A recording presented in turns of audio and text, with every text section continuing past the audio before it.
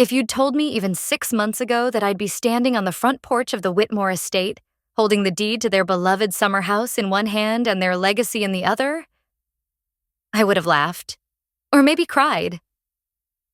But here I was, on the very steps where Claudia once told me I'd never amount to anything more than a footnote in someone else's story.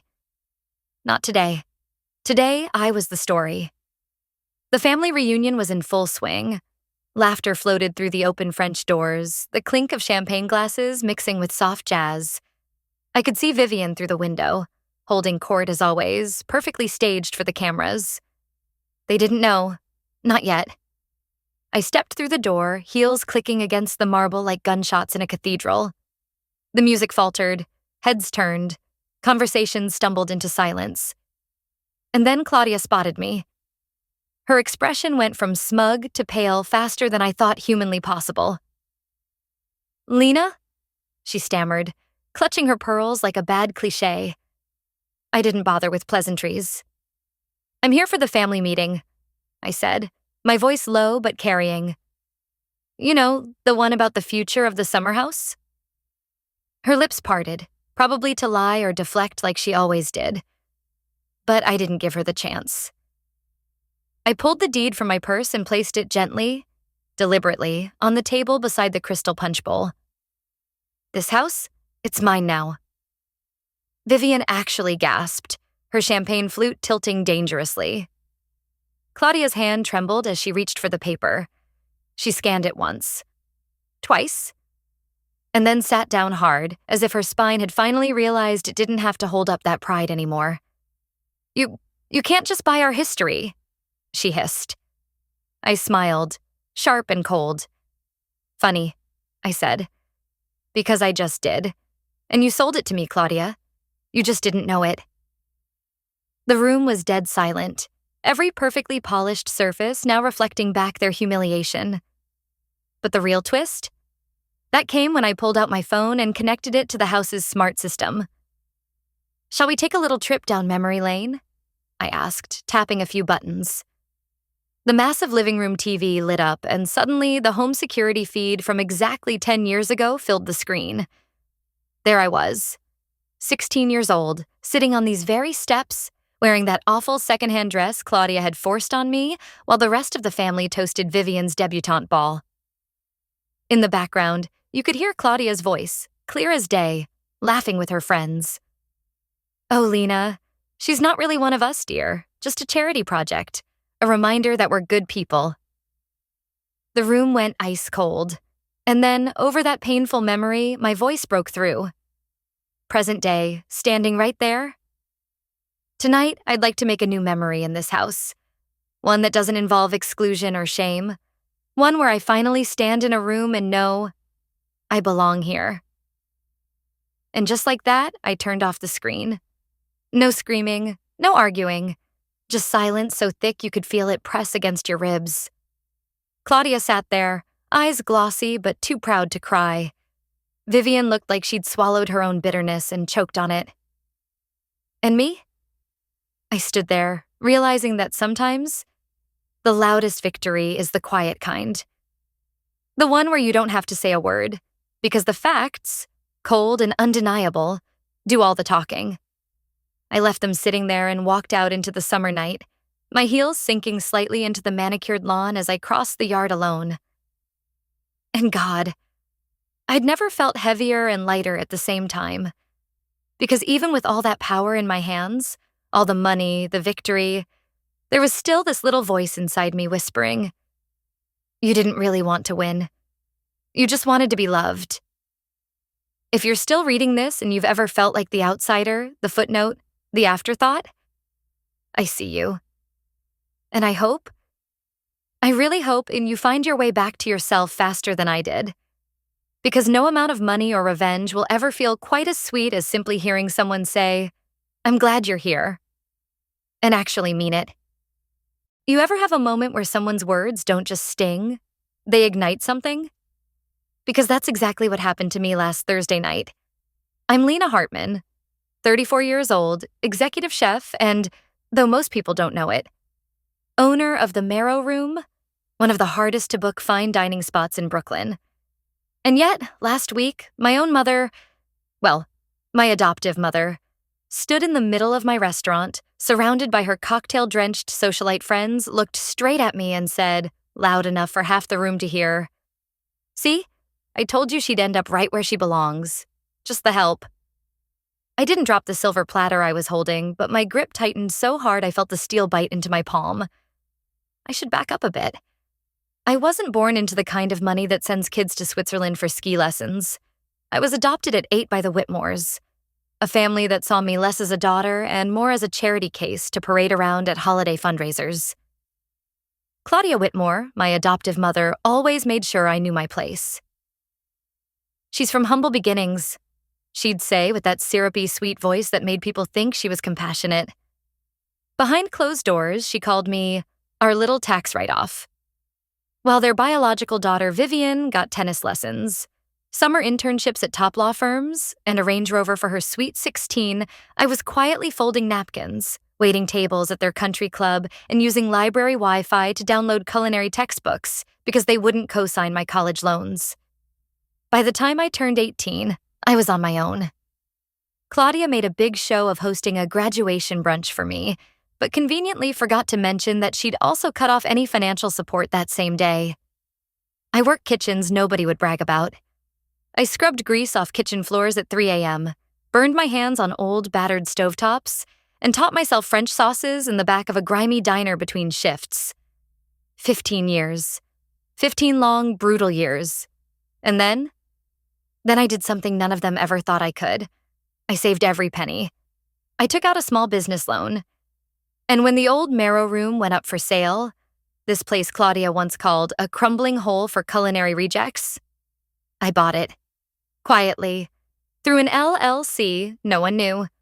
Fast forward to last week. Claudia decided to host the grand charity gala of the season right here. She didn't even bother to ask who owned the place. Why would she? In her mind, I was probably still bussing tables somewhere in Jersey. When she walked in, head high, draped in a designer gown that probably cost more than my first car, I felt nothing until she saw me. I was helping my sous chef plate a last-minute dessert course. Hands-on, as always. And that's when she laughed and made that comment. I looked her dead in the eyes and smiled. But inside? Oh, inside, something clicked into place. Because what she didn't know, what none of them knew, is that the final course of the evening wasn't just a dessert. It was a message. And before this night was over, Claudia Whitmore was going to taste every bitter bite of it. I don't remember walking back into that house. I remember arriving. That's the difference. For the first time, every step felt intentional, every breath measured. I wasn't the forgotten daughter skulking in the background anymore. I was the storm rolling in, and they didn't even see the clouds gathering. The annual Whitmore Legacy Luncheon was already underway when I pushed open those massive double doors. God, how many times had I stood outside them, listening to the clatter of silverware and laughter, waiting for someone to realize I was missing? Spoiler, no one ever did. Until now. The room went dead silent when I walked in. Vivian dropped her fork mid-bite. Claudia nearly spilled her martini. I swear, if someone had taken a picture right then, you could have sold it as a modern art piece titled, "When the Past Comes Knocking." I headed straight for the head of the table. Dad's old seat. Claudia's voice wobbled before I even pulled the chair out. "Lena, what are you doing?" I met her eyes, slow and steady, and sat down without breaking eye contact. "Reclaiming my seat at the table, Mother," I said, each word sharp enough to slice through the tension in the air. Vivian gave a little strangled laugh, like she thought this was some elaborate joke. "Oh, this is rich," she sneered. "You think just because you've got some cash now, you can play at being one of us?" I leaned back in the chair, fingers laced together. "Vivian, honey, I'm not playing. I own the table. And the house. And technically, this little luncheon." I let that hang for a beat. Claudia turned pale, her hands visibly shaking. "You don't mean... you didn't..." I reached into my purse and placed the signed property transfer agreement right there on the linen draped table. Bought it outright last week, I said softly. I didn't think you'd mind. After all, you were about to lose it to foreclosure anyway. Dead silence. Vivian snatched the document off the table, her perfectly manicured nails clawing at the edges. This is insane, she snapped. This house is our birthright. I almost laughed. Birthright? I repeated. Viv, the only thing you ever inherited was an overdrawn checking account and a wardrobe full of unpaid designer debt. This house? It's mine now. And with it, I paused, letting the words settle, comes new rules. Then, with perfect timing, my phone buzzed. I flipped it over so they could see the screen. Notification. Press release. Lena Hartman named youngest chairwoman of the Culinary Arts Foundation. The same foundation Claudia had spent years trying to claw her way into. Vivian's mouth fell open. Claudia just folded, right there in her chair like a marionette whose strings had been cut. But the real twist? I stood up, walked to the nearest window, and pulled back the curtain. Outside, parked right on their prized circular driveway, sat a moving truck. I'm having some renovations done, I said, my voice casual like we were discussing the weather. New start, fresh paint, and unfortunately I'll need the house cleared out by tomorrow. Vivian shot up from her chair. You're kicking us out? You can't be serious. Oh, I'm very serious. I turned back to them, my face calm, but inside I was on fire. And Vivian? I tilted my head. Might want to grab that diamond tennis bracelet you hid behind the upstairs vent. You know, the one you told Mom you lost during your senior year? Vivian's face turned a shade of red I didn't think was physically possible. Claudia stood, her hands trembling as she clutched the edge of the table. You can't do this, she whispered. I walked over, leaned down just enough so only she could hear me. Claudia, I said gently, I'm not doing anything to you. I'm just finally doing something for me. And with that, I walked out of their house, out of their lives. And for the first time, I wasn't leaving as the unwanted outsider. I was leaving as the woman who owned the roof they were standing under, and the ground they thought they ruled. I know this doesn't fix the years of being invisible. It doesn't erase the birthdays spent alone or the empty chairs I stared at during every holiday dinner. But it's a start. And if you're out there, still waiting for your seat at the table, just remember, sometimes you don't need their damn table. You can build your own and make sure the right people are sitting there with you. The movers worked faster than I expected. By noon, the last box labeled Whitmore Family Memorabilia was hauled out. And just like that, the house that once echoed with the sound of my absence was quiet. I stood in the foyer, running my fingers along the banister I wasn't allowed to touch as a kid. Vivian had always gotten to make her grand entrances down those stairs. Me? I took the back hallway. Every single time. But not today. Today I walked straight down the center like I owned the place. Because I did. I was halfway to the door when Claudia stormed back in, heels clicking like gunfire against the marble. Her mascara had smudged, and for the first time in my life, she looked small. You've made your point, Lena, she snapped. Congratulations, you've humiliated us. What's the word you people love? Empowered yourself. But this... She waved around at the empty space, her voice cracking. This doesn't change who you are. I turned slowly. Oh, but it does, I said quietly. It changes everything. And then, like the universe decided to script the perfect ending, my phone buzzed. An email from the Board of Trustees. Subject: Official confirmation, Claudia Whitmore removed from chair of the Legacy Trust. I showed her the screen. Her face went sheet white. You see, Mother? I said, my voice steady but sharp enough to cut through bone.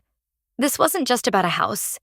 It was about reclaiming every single door you slammed in my face and watching you stand outside of them for once. She shook her head, stumbling back against the wall like the weight of her own arrogance finally crushed her. You can't do this," she whispered. I smiled. I already did. And with that, I walked out, not looking back, not needing to. It's funny, isn't it? How the places that once felt like prisons can become monuments to your freedom, if you fight hard enough to take them back. And if you're sitting there wondering if you'll ever get that closure, I'm living proof. You don't just find closure, you build it. Some doors don't close quietly. Sometimes they slam shut loud enough to shake the ground. And if you're lucky, you're the one holding the handle. The lesson I learned? Forgiveness is a luxury. Closure is a choice. And power, real power, is knowing you don't need anyone's permission to claim either. If you've ever stood on the outside looking in, at a family, a career, a life that told you you're not enough, I'd love to hear your story. Drop it in the comments. We might have more in common than you think. And hey, if this hit you somewhere deep, stick around. Some of us are just getting started. I didn't sleep that night. After Claudia's little performance in front of her Chardonnay-choked friends, I sat in my office overlooking the kitchen, staring at the prep list for the gala. My heart wasn't racing. It wasn't even broken anymore. It was focused. Because if life had taught me anything, it was this. When someone keeps pushing you into the shadows, you don't fight for their light. You build your own damn spotlight. So at 7 a.m. sharp, I called in my pastry chef, Matteo. If anyone could turn bitterness into beauty, it was him. "We're making a new dessert for tonight," I told him. He looked at me, confused. "The whole menu's printed, Lena. Sponsors already approved." I slid a small black velvet box across the counter. Inside was a custom silver plaque I'd had made for some day. I guess I just didn't know that day was today.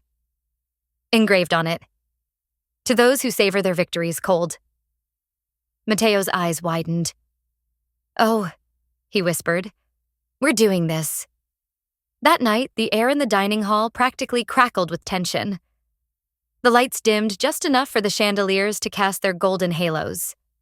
Waitstaff glided like shadows between tables, pouring vintage champagne and laying out courses so artful you'd swear they belonged in a museum.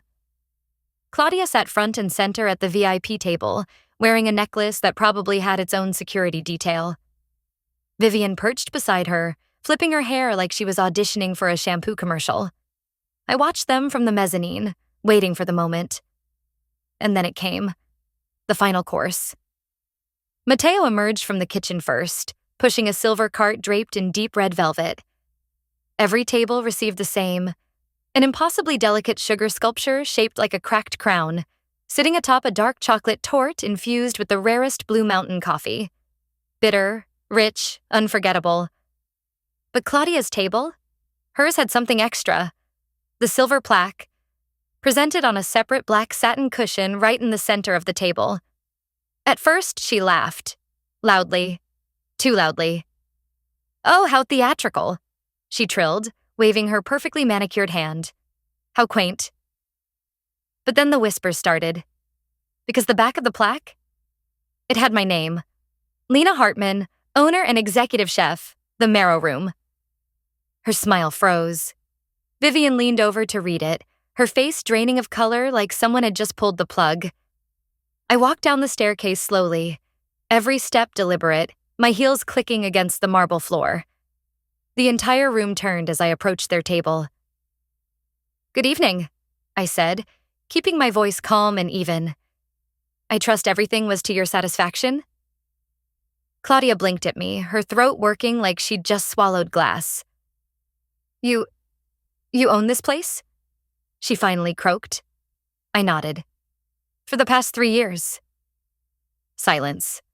Utter, perfect silence. I turned to leave, but then Claudia did what she always did. She tried to take control. "Wait," she called after me, voice brittle. "You should have told us.